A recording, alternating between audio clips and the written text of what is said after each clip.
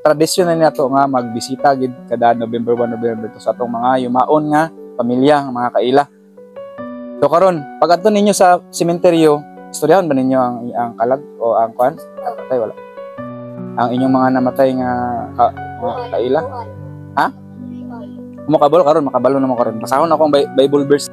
Ecclesiastes chapter 9 verse 5. Kay ang mga buhi nahibalo nga sila mamatay, apan ang mga patay wala nahibalo, og bisan unsa nga butang ni aduna pa sila'y bisan unsa nga ganti, kay ang handumanan nila nahikalimtan na.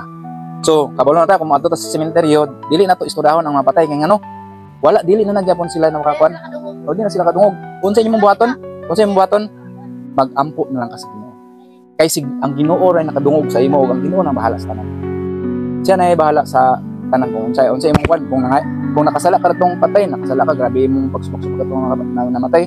Mga ito pasaylo, Lord, pasaylo ka na ni Lord kay kani nakasubok sa una na namatay karon.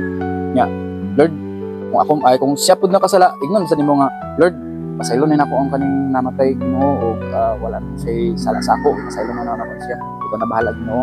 Nya na bitaw, ang wala mo ilain istoryahon kung dili ang Ginoo.